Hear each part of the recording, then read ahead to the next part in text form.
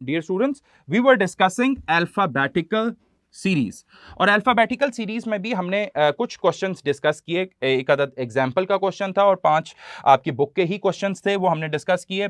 Move करते हैं question number 14 पे। तो वो क्या कह रहा है, FIMPTW।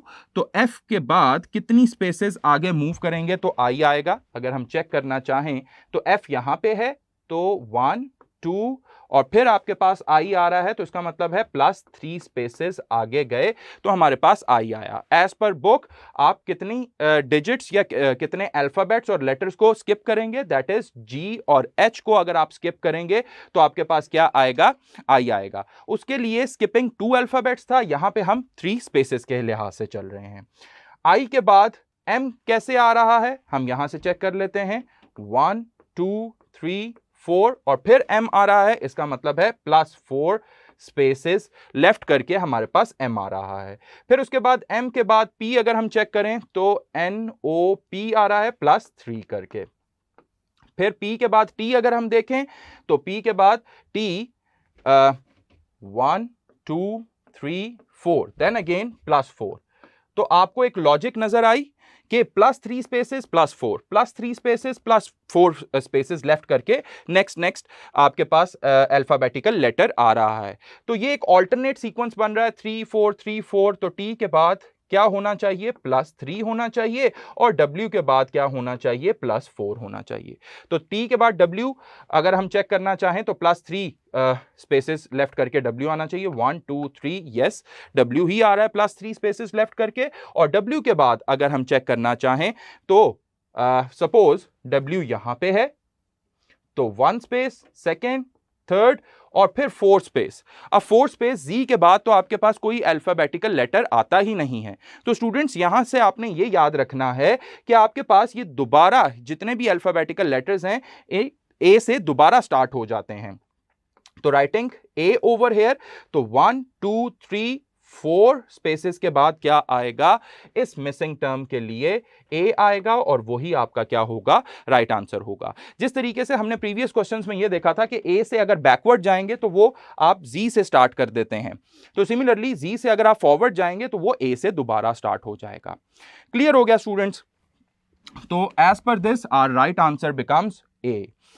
स्टूडेंट्स क्वेश्चन नंबर 16 में देखेंगे, मैंने आप लोगों को कुछ ऐसे सीक्वेंस भी करवाए हैं प्रीवियस क्वेश्चंस में कि जिसमें मैं आपको ये प्रैक्टिस करवा रहा था कि आपने अल्फाबेटिकल लेटर्स के जो उनकी एज पर देयर पोजीशनिंग जो नंबर्स बन रहे होते हैं वो नंबर्स वहां पे लिख दिया करें। उन नंबर्स की बेस के ऊपर भी बाज़ औक़ात एक लॉजिक बन सकती है। जैसे कि क्वेश्चन नंबर 16 मैं आपके लिए लेकर आया हूं ऑफ योर बुक। तो बी अगर हम देखें तो कौन सी पोजीशन पे है, 2 पे है। सी 3 पोजीशन पे है। ई 5th पे है। जी आपके पास 7th पे है। के आपके पास किधर है, के आपके पास 11th पोजीशन पे है। तो अगर हम देखें तो ये बेसिकली ऑड नंबर्स बन रहे हैं। देखते हैं 2 3 5 7, 7 के बाद फिर 9 होना चाहिए था, तो इसका मतलब है यहां पे आपके पास 9 नहीं आ रहा, और 9 के अलावा क्या आया, 11 स्टार्ट हो गया। तो इसका मतलब है as per the logic these are not the odd numbers but these are the prime numbers. तो प्राइम नंबर्स 2 3 5 7 11, और 11 के बाद फिर कौन सा प्राइम नंबर आता है, वो आपके पास 13th प्लेस आएगी, यानी 13 प्राइम नंबर आएगा, और 13th प्लेस के ऊपर जो अल्फाबेटिकल लेटर होगा वही आपका क्या होगा, राइट आंसर होगा। तो हम देखते हैं कि 13th के ऊपर कौन सी इस 13th पोजीशन के ऊपर कौन सा अल्फाबेटिकल लेटर है, यस दैट इज एम। तो एज पर दिस लॉजिक हमारे पास क्वेश्चन मार्क को रिप्लेस कौन करेगा, वो एम करेगा, और we have calculated the right logic, और हमारा राइट आंसर भी क्या निकला, एम निकला।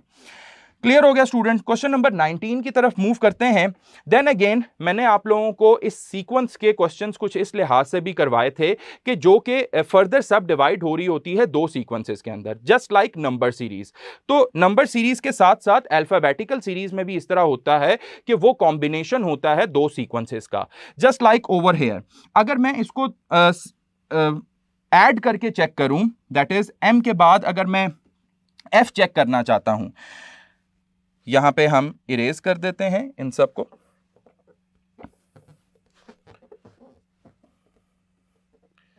तो अगर मैं ये चेक करना चाह रहा हूं कि m के बाद f कब आता है,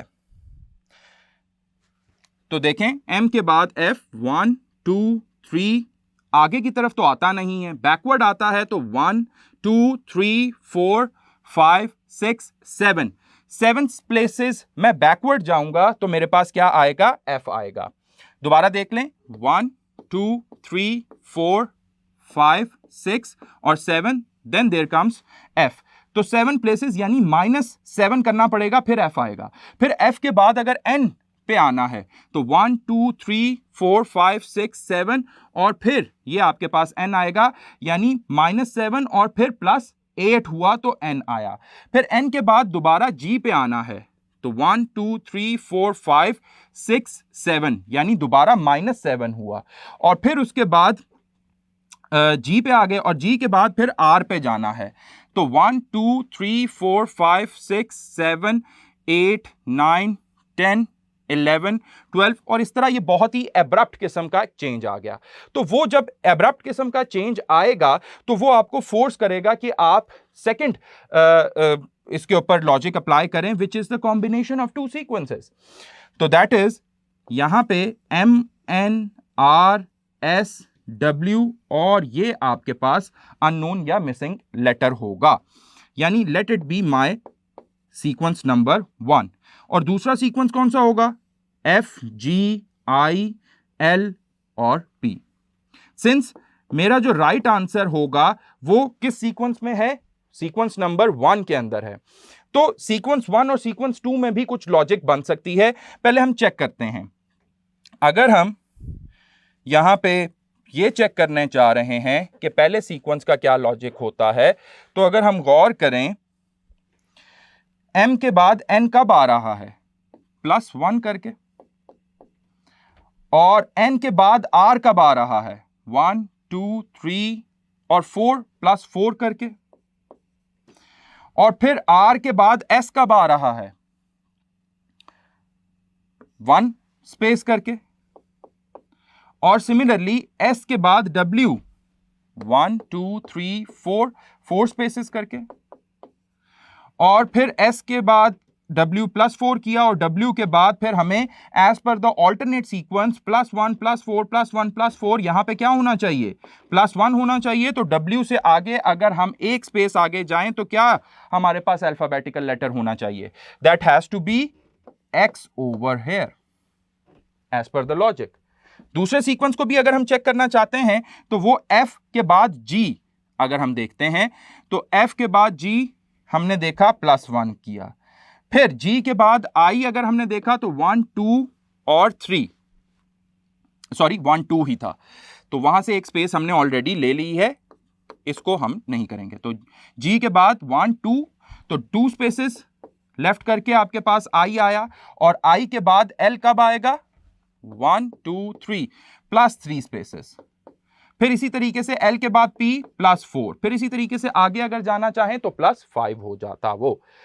तो हमारे पास ये सीक्वेंस जो था वो कॉम्बिनेशन था दो सब सीक्वेंसेस का, और उसके अंदर जो सीक्वेंस हमें राइट आंसर दे रहा था वो सीक्वेंस 1 था, एंड दैट इज x, और वही हमने कैलकुलेट भी किया।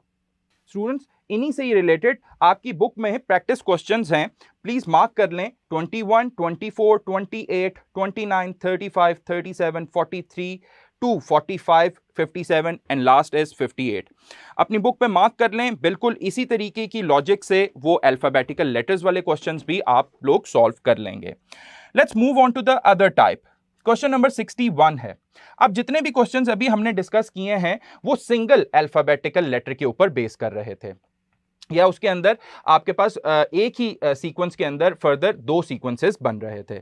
अब हमारे पास क्या आ गए हैं, ये अल्फाबेटिकल लेटर्स पेयर्स की फॉर्म में आ गए हैं। तो जब पेयर्स की फॉर्म में आ जाएं तो आपने फर्स्ट अल्फाबेटिकल लेटर को अलग से चेक करना होगा कि उसके अंदर कौन सा एक लॉजिक बन रही होगी, और दूसरे अल्फाबेटिकल लेटर को भी उसी तरीके से एक लॉजिक के तहत चेक करना होगा। जैसे कि अगर मैं यहां पे देखूं BEHK और फिर आगे आपके पास एक जो अल्फाबेटिकल लेटर है वो क्या होगा। सिमिलरली ZWTQ और यहां पे जो दूसरा अल्फाबेटिकल लेटर होगा पेयर की फॉर्म में, वो आपके पास क्या होगा। तो अगर हम पहले यहां पे सीक्वेंस बनाते हैं, that is BE then HK then आपके पास अननोन। फिर दूसरे सीक्वेंस के लिहाज से देखें, ZWTQ